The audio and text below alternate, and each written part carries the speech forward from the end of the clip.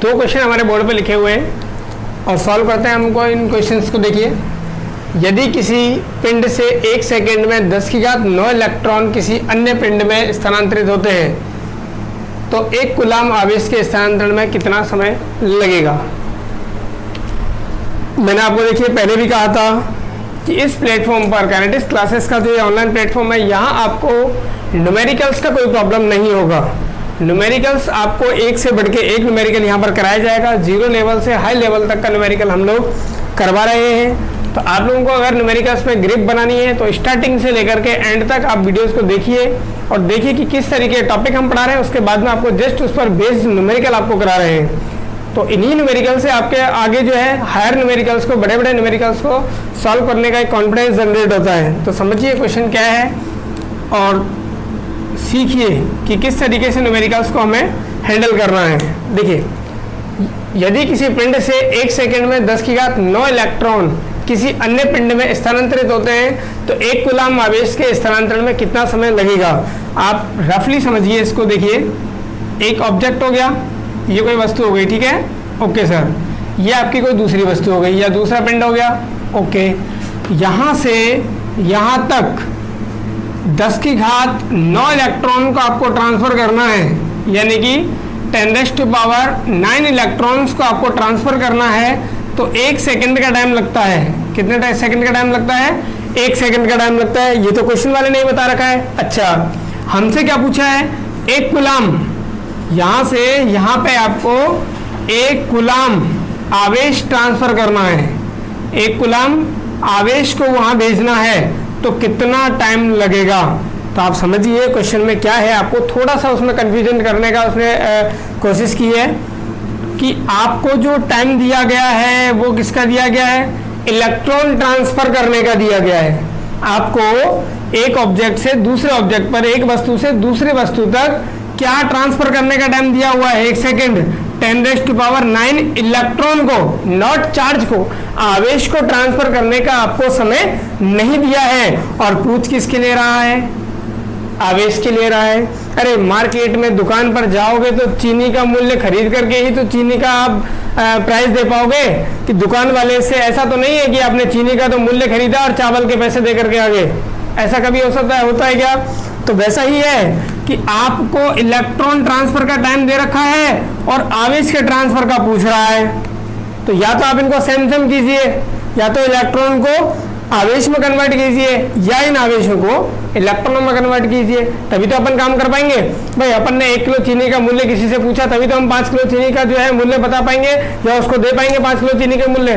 तो वैसा ही है, इलेक्ट्रॉन का उसने टाइम दिया है तो मुझे इलेक्ट्रॉन अगर पता होते कितने भेजने हैं तो मैं डायरेक्ट कर लेता। लेकिन अभी मुझे इलेक्ट्रॉन का टाइम दिया है और आवेश का पूछ रहा है, आवेश ट्रांसफर करने का पूछ रहा है। तो इन आवेश में कितने इलेक्ट्रॉन है पहले तो ये फाइंड कर लूं, या फिर एक तरीका ये है कि ये जो इलेक्ट्रॉन आपको दिए हुए हैं इसमें कितने आवेश है वो मैं आपको फाइंड कर लूं। इस तरीके से इस क्वेश्चन को सॉल्व करने के कितने तरीके आपके सामने बनते हैं? 2 मेथड, 2 तरीके इस क्वेश्चन को सॉल्व करने के बनते हैं। तो देखिए हम लोग किस तरीके से दोनों मेथडों से आपको समझाते हैं। दोनों मेथड हम लोग इस क्वेश्चन के कंप्लीट करेंगे, ठीक। अच्छा, कि हम पढ़ें 10 की घात 9 इलेक्ट्रॉन को ट्रांसफर करने में लगा समय। 10 की घात 9 इलेक्ट्रॉन को स्थानांतरित करने में लगा समय। कितना समय लगा है? 1 सेकेंड। कितना समय लगा है? 1 सेकेंड का टाइम लगा है। अच्छा, अब मुझे क्या ज्ञात करना है?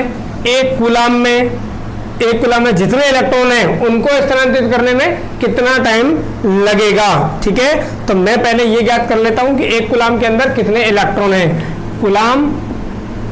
1 कूलाम में कितने इलेक्ट्रॉन है उसके लिए मैं फॉर्मूला कौन सा अप्लाई करूंगा? पीछे की क्लास में आपको पढ़ा के आया हूं, Q बराबर N फॉर्मूला।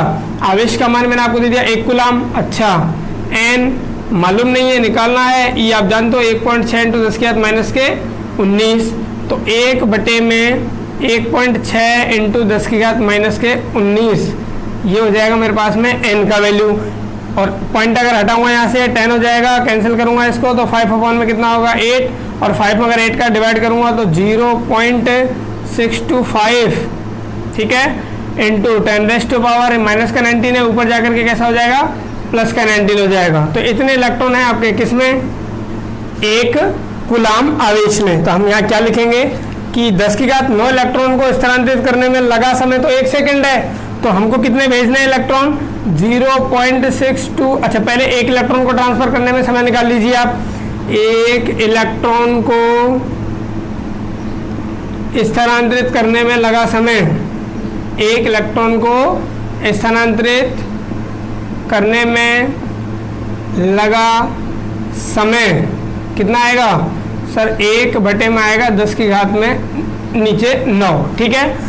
अच्छा, एक इलेक्ट्रॉन को इतना समय लग रहा है, तो इतने इलेक्ट्रॉनों को कितना लगेगा, आप लोग जानते हो इस चीज को, तो कि 1 किलो चीनी का मूल्य अगर 20 रुपए है तो 5 किलो का कितना होगा, तो सर 5 को हम लोग 20 से क्या कर देंगे, मल्टीप्लाई कर देंगे, गुणा कर देंगे। मतलब 1 किलो चीनी का जो मूल्य था उसको अब हमें कितनी चीनी खरीदनी है, 5 किलो खरीदनी है, तो उस 5 किलो को 1 किलो चीनी के मूल्य से गुणा कर देंगे। तो वही आपको जनरली काम करना है कि एक इलेक्ट्रॉन को स्थानांतरित करने में इतना समय लग रहा है, तो इतने इलेक्ट्रॉनों को स्थानांतरित करने में कितना समय लगेगा, कितने, 0.625 इंटू 10⁻⁹ इलेक्ट्रॉनों को स्थानांतरित करने में लगा समय, स्थानांतरित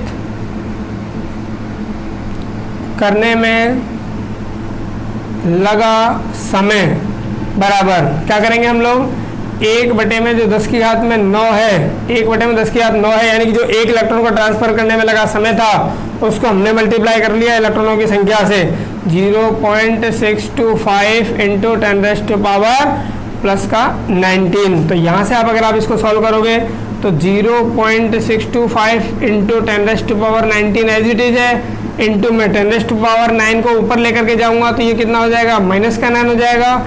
तो 0.625 इंटू 10⁻, ये प्लस का 19 है, ये माइनस का 9 है, कितना बचेगा, 10⁻10 आएगा। क्लियर है, ये आपका आंसर आएगा किसमें, सेकंड में। इतना सेकंड हमको टाइम लगेगा। या हम लोग इसको यहाँ से 1 0 अगर इधर ले लें तो ये क्या हो जाएगा, 6.25 इंटू 10⁻, 1 0 यहाँ से कम कर दूंगा, 9 सेकेंड ये हो जाएगा, ठीक है।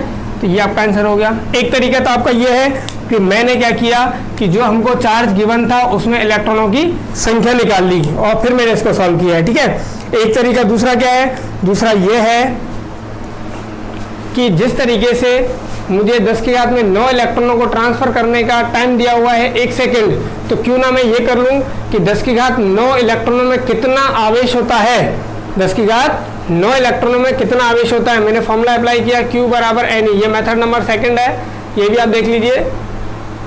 Q बराबर NE मैंने फॉर्मूला लगाया। अच्छा सर, 10 Q बराबर 10 की इलेक्ट्रॉनों की संख्या कितनी रखी है, 10⁻9। अगर मैं इसको गुणा कर दूंगा E यानी कि 1.6 इंटू 10⁻⁻19 से, तो मुझे आवेश मिल जाएगा, Q मिल जाएगा कितना, 1.6 इंटू 10⁻, ये माइनस का 19 है, प्लस का 9 है, तो कितना आ जाएगा यहाँ पे, माइनस का 10 कूलाम। ये मुझे आवेश मिल गया, किस में मिल गया ये आवेश मुझे, ये आवेश मुझे मिल गया 10⁻9 इलेक्ट्रॉनों में, 10⁻9 इलेक्ट्रॉनों में। अच्छा, 10⁻9 इलेक्ट्रॉनों को 1 सेकेंड में भेजा जा रहा है, इसका मतलब मैं कह सकता हूँ कि 1.6 इंटू 10⁻−19 कूलाम आवेश को भेजने में टाइम कितना लग रहा है, स्थानांतरित करने में टाइम कितना लग रहा है, 1 सेकेंड। तो अब मैं यहाँ पे क्या करूँगा कि 1.6 इंटू 10⁻−10, 1.6 इंटू 10⁻−10 कूलाम आवेश को, अब आवेश को स्थानांतरित करने में लगा समय, स्थानांतरित आप पूरा लिख लीजिएगा, स्थानांतरित करने में लगा समय बराबर कितना है सर, 1 सेकेंड है। अच्छा, हमको कितना आवेश ट्रांसफर करना है, 1 कूलाम आवेश ट्रांसफर करना है, हमको कितना करना है, 1 कूलाम। तो यहाँ पे क्या लिखोगे, 1 कूलाम आवेश को स्थानांतरित करने में लगा समय बराबर 1 कूलाम आवेश को पूरा लिख लीजिएगा आप, 1 कूलाम आवेश को स्थानांतरित करने में लगा समय बराबर 1 सेकेंड। अच्छा, इसके बटे में आप भेज दोगे किसको, 1.6 इंटू 10⁻⁻10 को, तो ये आ जाएगा हमारे पास किसमें, सेकंड के अंदर। और यहाँ से टाइम क्या आएगा 1 बटे में अगर इसको आप सोल्व करोगे, पॉइंट हटाओगे, ऊपर 0 लगाओगे तो ये होगा 10, और कैंसिल आउट करोगे तो ये हो गया 5, ये हो गया 8। फिर से वही 5/8, यहाँ भी क्या आया था अपने पास में, सॉल्व किया था तो यहाँ पर भी कितना आया था 5/8 जैसे। तो 5/8 में अगर मैं डिवाइड करूँगा 5 में 8 का तो 0.625 इंटू 10⁻⁻, -10 को ऊपर भेजूंगा तो 10⁻⁻ में कितना हो जाएगा, प्लस का 10 हो जाएगा सेकेंड। या फिर मैं पहले जैसे यहाँ पर किया था, 0 पॉइंट है, पॉइंट को उधर ले जाऊंगा तो कितना हो जाएगा 6.25 इंटू 10⁻⁻ प्लस का 9, एक 0 से पावर कम हो जाएगी। ठीक है, तो ये अपना टाइम हो गया। तो किसी भी मेथड से आप कीजिए, आंसर पर कोई इफेक्ट नहीं पड़ेगा, आंसर आपका सेम आएगा। चाहे तो आप इलेक्ट्रॉनों से आवेश निकाल लीजिए जो हमने सेकंड मेथड में किया है, या फिर आप जो नीचे आवेश दे रखा था उसमें इलेक्ट्रॉन निकाल लीजिए जो हमने फर्स्ट मेथड में किया है। समझ में आ गया आपको? अगला क्वेश्चन है आपका, 2 एक समान बिंदुवत आवेशों के मध्य बल F है, यदि एक आवेश का 25% दूसरे आवेश को स्थानांतरित कर दिया जाए तो उनके मध्य विद्युत बल कितना हो जाएगा। ठीक है, क्वेश्चन आप वापस पढ़ लीजिएगा, क्या क्वेश्चन है, क्वेश्चन समझना पहले, उसके बाद सॉल्यूशन करने का कोशिश करना। ठीक है, पहला काम होता है अपने को क्वेश्चन अच्छे से समझ में आना चाहिए कि करवाना क्या चाहता है। 2 एक समान बिंदुवत आवेशों के मध्य बल F है। तो पहली बात तो उसने क्या बोला कि आवेश जो है वो एक समान है। आवेश क्या है आपके, एक समान है, जिनके बीच में बल लग रहा है F।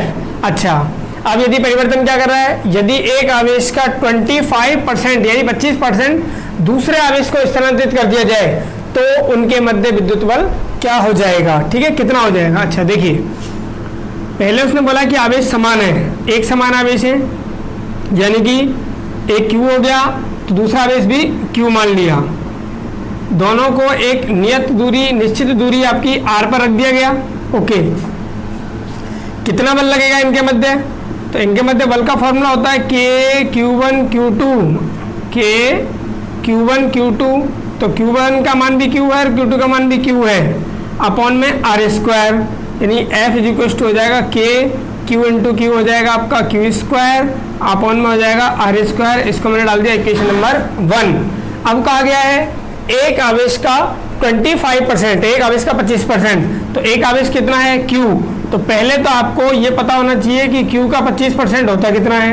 तो Q का 25% अगर आप निकालोगे, Q का 25% अगर निकालोगे तो क्या करोगे, Q इंटू 25 अपॉन में 100, तो ये हो जाएगा अपने पास में 25 चौके 100, यानी कि Q अपॉन में क्या हो जाएगा 4 हो जाएगा। समझ में आ रहा है आप लोगों को कि पहले आपको जो बोला गया 25% वो निकालिए आप। एक आवेश का 25% यानी Q का 25%, Q का 25% कैसे निकालोगे, किसका निकालवाना चाहता है Q का, उसको किससे मल्टीप्लाई किया, कितने परसेंटेज 25% डिवाइड में 100, 25 चौके 100, नीचे 4 आ गया तो क्या हो गया अपने पास में Q/4।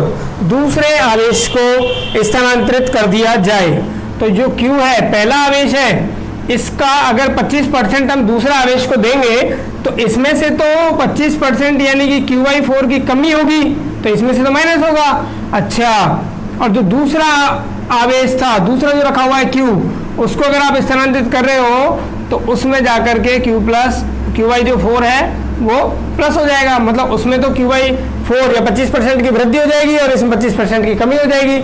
बीच की दूरी के लिए आपको कुछ नहीं कहा गया है तो उसको परिवर्तित आपको करना नहीं है, तो वो R ही रहेगा। अच्छा, तो नए आवेश क्या हो जाएंगे, आप लोग खुद देखिएगा कि R दूरी पर अब नए आवेश क्या हो गए हैं। एक है sir Q minus Q/4, LCM अगर आप इधर ले लेते तो 4 इधर हो जाएगा, 4Q माइनस का Q/4 यानी कि 3Q/4 हो जाएगा। ये तो पहला आवेश हो जाएगा आपका 3Q/4। समझ में आ रहा है ना किस तरीके से, इसको आप थोड़ा सा रफली जाकर के सॉल्व कर लेना। Q माइनस का Q/में जो 4 है, एलसीएम हो गया सर 4, एक का डिवाइड 4 में किया तो इधर आ गया 4Q माइनस का Q, तो 4Q माइनस Q करूँगा तो 3Q/4। तो पहला आवेश अपना कितना हो गया 3Q/4 हो गया। अच्छा, दूसरा आवेश क्या होगा, यहाँ पर अगर आप एलसीएम लेकर के सॉल्व करोगे इसको, Q रफ में से आकर के सॉल्व करना है इसको, ठीक है, रफ में थोड़ा सा सॉल्व कर लोगे, ये हो जाएगा 4Q प्लस ये Q हो जाएगा, तो यहाँ पर 5Q में क्या हो जाएगा 4। तो दूसरा वाला आवेश कितना हो गया आपका, दूसरा वाला हो गया 5Q/4 हो गया। डिस्टेंस वही है बिल्कुल सर। अच्छा, नया फोर्स आपको भाई कितना हो जाएगा, तो नया फोर्स हमने मान लिया F'।